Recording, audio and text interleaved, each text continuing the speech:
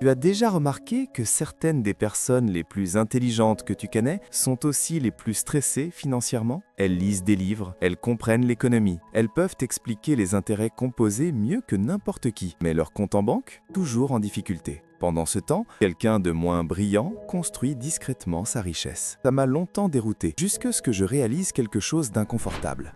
L'intelligence ne te rend pas riche. Le contrôle émotionnel et la discipline financière, oui. Et si tu ne les as pas, être intelligent peut même aggraver les choses. Parlons-en. Les personnes intelligentes comprennent vite les idées. Mais l'argent ne dépend pas seulement de la compréhension, il dépend du comportement. Tu peux savoir exactement comment fonctionne l'investissement et paniquer au moment où le marché chute. Tu peux maîtriser parfaitement un budget et quand même sortir ta carte bancaire quand tu es stressé. Tu peux calculer le coût d'opportunité dans ta tête et financer une voiture que tu ne peux pas vraiment te permettre parce que ça te semble juste. Voilà le décalage. La connaissance vit dans ta tête. La richesse se construit avec tes habitudes. Premier piège. Trop réfléchir au lieu d'agir. Rechercher pendant des semaines. Regarder 50 vidéos. Comparer toutes les options. Mais ne jamais commencer. Attendre l'investissement parfait. L'idée de business parfaite. Le moment parfait. Pendant que tu analyses, quelqu'un d'ordinaire commence simplement. Et commencer imparfaitement bat toujours la réflexion parfaite. J'ai vu des gens retarder leurs investissements pendant 5 ans parce qu'ils voulaient tout comprendre. 5 années d'intérêt composé. Perdu. Pas parce qu'ils n'étaient pas intelligents, parce qu'ils étendaient la certitude. Et la certitude n'existe pas. Deuxième piège, l'ego. Les personnes intelligentes ont l'habitude d'avoir raison, d'être les meilleurs élèves, ceux qui ont les réponses. Alors, quand elles font une erreur financière, elles insistent. Elles ne veulent pas admettre qu'elles ont choisi la mauvaise action, ou lancé le mauvais projet, ou acheté quelque chose qu'elles ne pouvaient pas se permettre. Au lieu de couper la perte, elles la défendent. Et l'ego coûte cher. La richesse exige de l'humilité. La capacité à dire « je me suis trompé, j'ajuste ». Cette phrase peut te faire économiser des milliers. Troisième piège,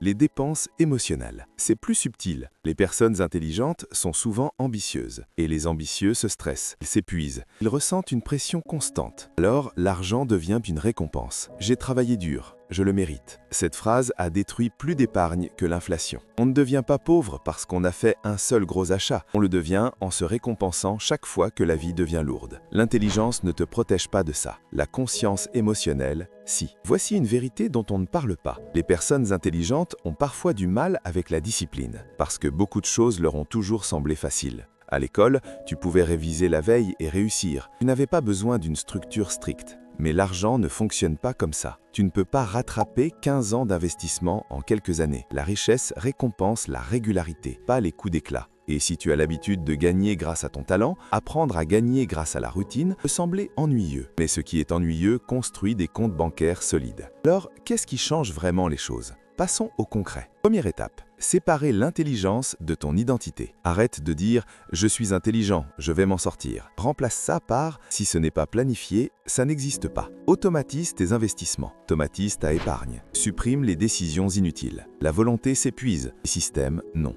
Deuxième étape. Abaisser ton seuil d'ego. Habitue-toi à changer d'avis. Si un investissement ne fonctionne pas, ajuste. Si un projet échoue, pivote. Être intelligent, ce n'est pas toujours avoir raison. C'est corriger rapidement. Plus tu admets tes erreurs vite, moins elles te coûtent cher. Troisième étape.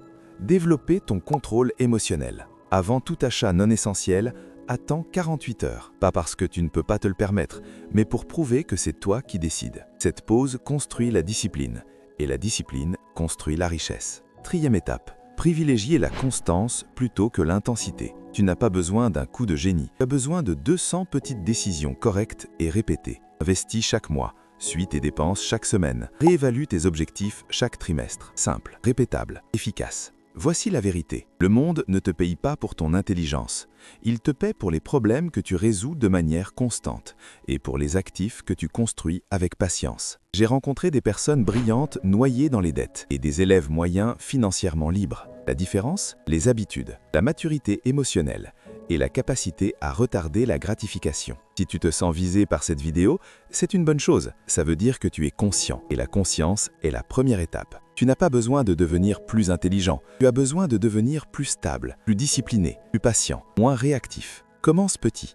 Ce soir, regarde tes 3 derniers achats. Demande-toi honnêtement, est-il logique ou émotionnel? Cette semaine, automatise une seule action financière. Une seule. Arrêtons de compter uniquement sur l'intelligence. Construisons une structure. Parce qu'être intelligent est un cadeau. Et être discipliné, c'est ce qui change une vie. Améliorons-nous ensemble.